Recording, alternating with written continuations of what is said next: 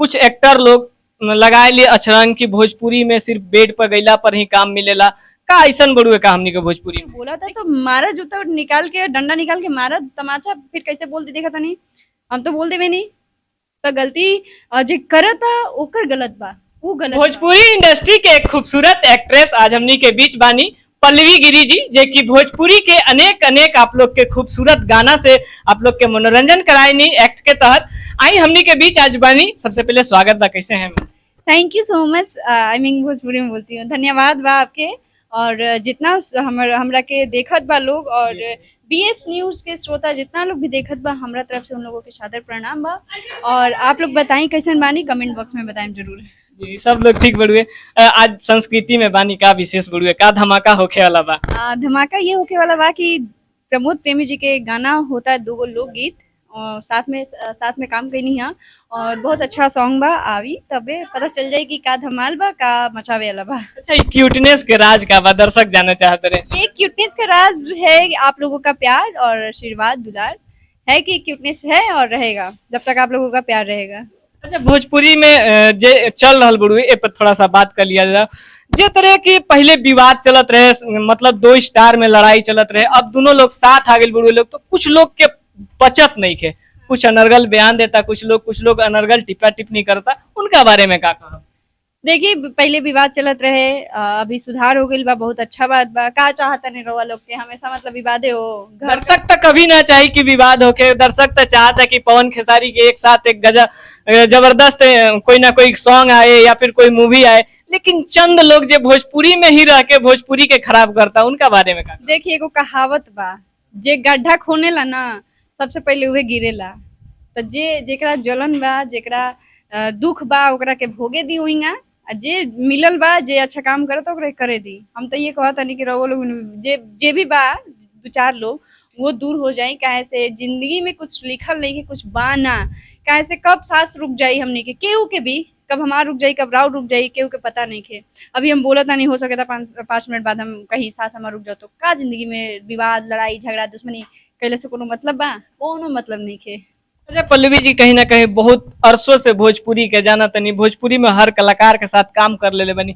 अभी जो दौर चल रहा बड़ुए फॉलो अनफॉलो के, का पल्लवी जी भी कैसे कभी ये दौर से गुजरल बड़ी का? हाँ, फॉलो अनफॉलो के बा ही तो बात चलत रहेला कि जेकर ज्यादा बा उ कम वाला के ना ही फॉलो करेला और जे फॉलो कर भी देला ओकरा के अनफॉलो बाद में कर दिया जाला।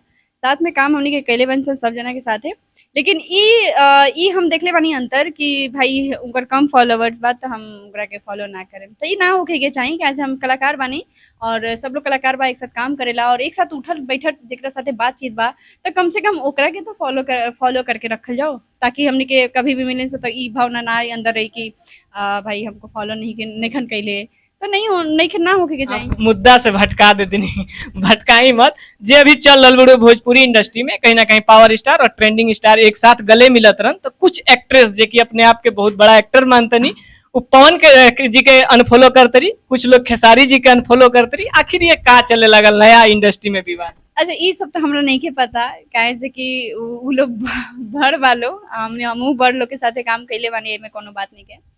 अब वो लोग के आपस के मामला बा का नहीं के, वो लोग जानत होके, ई हम नहीं जानत, क्षमा चाहता नहीं हम।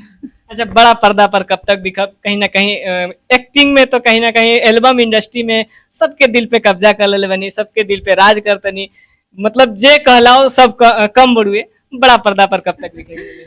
बहुत जल्द बड़ा पर्दा पे देखे के मिली और एक से एक फिल्म देखे के मिली और पारिवारिक मिली, सबके पसंद आई। जेगा हमार गाना के पसंद करे नहीं रहा लोगिन, जेके गाना में जेगा देखे नहीं रहा लोगिन, जेके गंदा ना देखे नहीं, अच्छा देखे नहीं, वहीं फिल्म में भी बड़ा पर्दे पे भी आप लोगों के देखे के मिली। कहीं छोटा सा क्वेश्चन है पल्लवी जी, बहुत जल्द उड़ते उड़ते खबर निकल के आ रहा बड़ुए कि पवन जी और खेसारी जी के डोली में गोली मार दे 3 एक साथ आ रहा बड़ुए, का पल्लवी जी के साथ में काम करे के मिली तो मौका अजमे?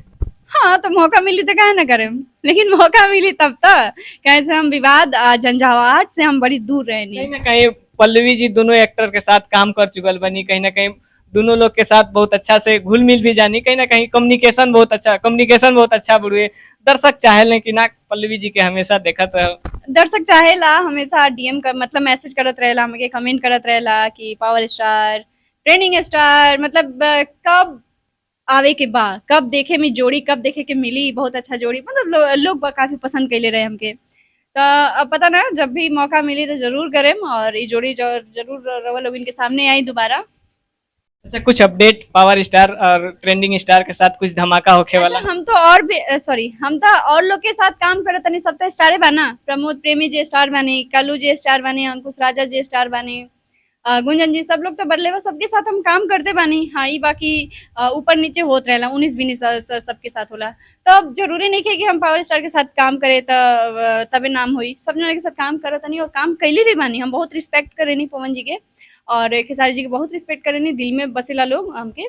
तो ऐसे कोनो बात नहीं है कि काम नहीं के मिले तो रिस्पेक्ट नहीं के, हमेशा दिल में रिस्पेक्ट रही और आजीवन रही। एक तो रैंडम क्वेश्चन, जैसे कि कुछ एक्टर लोग लगाए लिए अचरंग की भोजपुरी में सिर्फ बेड पर गईला पर ही काम मिलेला, का ऐसन बड़ुए का हमनी के भोजपुरी में? देखिए, ये सब काम तो हम ना करेनी, हम नहीं जाना, लेकिन सुने में भी आवेला। तो ई कहम गलती जेकर बा जे 2 मिनट जे काम ही करेला वो गलती करेला, नहीं हम सामने वाला के गलत कह सके नहीं। अगर हम जाके हम गलत करके काम करें तो वो गलती हमार बा, ना कि दूसरे के गलती बा। अगर हमरा से केहू बोला था तो मारा, जूता निकाल के, डंडा निकाल के मारा तमाचा, फिर कैसे बोल दी देखा था नहीं, हम तो बोल देवे नहीं।